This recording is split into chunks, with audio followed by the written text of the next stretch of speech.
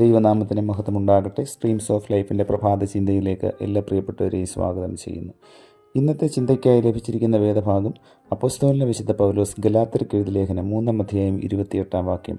അതിൽ യഹൂദനും യവനനും എന്നില്ല, ദാസനും സ്വതന്ത്രനും എന്നില്ല, ആണും പെണ്ണും എന്നുമില്ല, നിങ്ങളെല്ലാവരും ക്രിസ്തുയേശുവിൽ ഒന്നത്രേ. ഒരു സഞ്ചാരിയായിരുന്നു അയാൾ.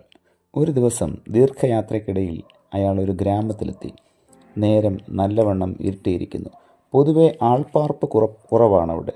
അടുത്ത് കണ്ട വീടിൻ്റെ വാതിലിൽ മുട്ടി. തുറന്നപ്പോൾ ആ രാത്രി അവിടെ തങ്ങാൻ അനുവദിക്കാമോ എന്ന് ചോദിച്ചു. വീട്ടുകാരൻ യാത്രികനെ ആകപ്പാടെ ഒന്ന് ഉഴിഞ്ഞു നോക്കി. എന്നിട്ട് മതമേതാണ് എന്ന് ചോദിച്ചു. അതറിഞ്ഞപ്പോൾ പറഞ്ഞു, അയ്യോ, നമ്മൾ 2 മതക്കാരാണ്. നിങ്ങളെ ഇവിടെ കയറ്റി കിടത്താൻ എനിക്ക് ബുദ്ധിമുട്ടുണ്ട്. ദയവായി പോകുക. യാത്രികൻ പരിഭവമില്ലാതെ പറഞ്ഞു, ഞാൻ മുട്ടിയപ്പോൾ വാതിൽ തുറന്നതിനും ഉള്ള കാര്യം മറച്ചു വയ്ക്കാതെ തുറന്നു പറഞ്ഞതിനും നന്ദി. നല്ലത് വരട്ടെ എന്നാശംസിച്ചുകൊണ്ട് അയാൾ അവിടെ നിന്നും പോയി. കുറച്ച് ദൂരം നടന്നപ്പോൾ ചെമ്പകപ്പൂവിൻ്റെ മനം മയക്കുന്ന ഗന്ധം. അടുത്ത് തന്നെ നിറയെ പൂത്ത് പരിമളം പരത്തുന്ന വലിയൊരു ചെമ്പകം കണ്ടു. അയാൾ അതിന് ചുവടെ ഭാണ്ഡമിറക്കി വിരിച്ച് അവിടെ കിടന്നു.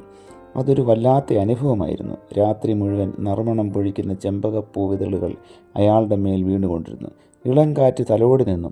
അതെല്ലാം ആസ്വദിച്ച് നിലാവിൻ്റെ തഴുകലേറ്റ് നക്ഷത്ര തിളക്കമുള്ള മാനം കണ്ട് അങ്ങനെ കിടന്നു. വൈകാതെ ഉറക്കത്തിലേക്ക് വഴുതി. പിറ്റേന്ന് അതിരാവിലെ തന്നെ ഉണർന്നു. എന്തൊരു ഉന്മേഷം! ഇത്രയും പ്രസന്നതയോടെ ഒരിക്കലും അയാൾ ഇതിനു മുമ്പ് ഉണർന്നിട്ടില്ല. ആനന്ദത്തോടെ തലേ രാത്രിയിൽ തനിക്ക് അഭയം നിഷേധിച്ച വീട്ടിലേക്ക് അയാൾ ചെന്നു. അവിടെ ഉറങ്ങാൻ ഇടം കൊടുക്കാത്തതിന് പലവട്ടം നന്ദി പറഞ്ഞു. നിങ്ങൾ എനിക്കിവിടെ കിടക്കാൻ ഇടം തന്നിരുന്നെങ്കിൽ ഈ സ്വർഗീയ അനുഭവം എനിക്ക് നഷ്ടമാകുമായിരുന്നു. ആ ചെമ്പക ചുവട്ടിൽ കിടക്കാതെ ഇവിടെ എങ്ങാനും കിടന്നിരുന്നെങ്കിൽ മതത്തെപ്പറ്റി താങ്കൾ പറയുന്നത് കേട്ട് രാത്രി കഴിക്കേണ്ടി വരുമായിരുന്നു. പ്രിയ സഹോദര, പ്രകൃതിയും മനുഷ്യകുലവുമാണ് ഏറ്റവും വലിയ മതങ്ങൾ എന്ന് ഇന്നലെ രാത്രി ഞാൻ അറിഞ്ഞു. നിങ്ങൾക്ക് നല്ലത് വരട്ടെ. പ്രിയമുള്ളവരെ, മനുഷ്യനെ സ്നേഹിക്കാനും സേവിക്കാനുമാണ് എല്ലാ മതങ്ങളും ഉദ്ബോധിപ്പിക്കുന്നത്. എന്നിട്ടും ഒരാളെ കാണുമ്പോൾ നാം അയാളുടെ മതമേത് എന്ന് തിരക്കുകയാണെങ്കിൽ ആത്മാവ് നഷ്ടപ്പെട്ട പുറന്തോടുകൾ മാത്രമായി നാം ഒതുങ്ങിപ്പോവും. മതത്തിൻ്റെ വേലിക്കെട്ടുകൾക്കപ്പുറം സ്നേഹിക്കുവാനാണ് നമ്മുടെ യേശു കർത്താവ് തൻ്റെ ഇഹലോകവാസത്തിൽ നമ്മയും പഠിപ്പിച്ചത്.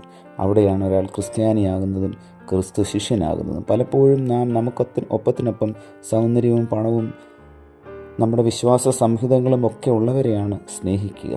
ഗാന്ധിജിയെ നാം നോക്കിയാൽ ജന്മം കൊണ്ട് അദ്ദേഹം ഒരു ഹിന്ദു ആയിരുന്നു എങ്കിലും പ്രവൃത്തി കൊണ്ട് ജീവിതം കൊണ്ടും അദ്ദേഹം ഒരു ക്രിസ്ത്യാനിയായിരുന്നു. വേർതിരിവിൻ്റെ നടുച്ചുവരുകൾ ഇടിച്ചു കളവാനാണ് കർത്താവ് ഈ താഴ്ന്ന ഭൂമിയിലേക്ക് വന്നത്. ആ കർത്താവിൻ്റെ കാൽച്ചുവടുകളെ നമുക്കും പിൻപറ്റാം. പ്രിയ കർത്താവെ, ലഭിച്ച വചനത്തിനായി നന്ദിയോടെ സ്തോത്രം.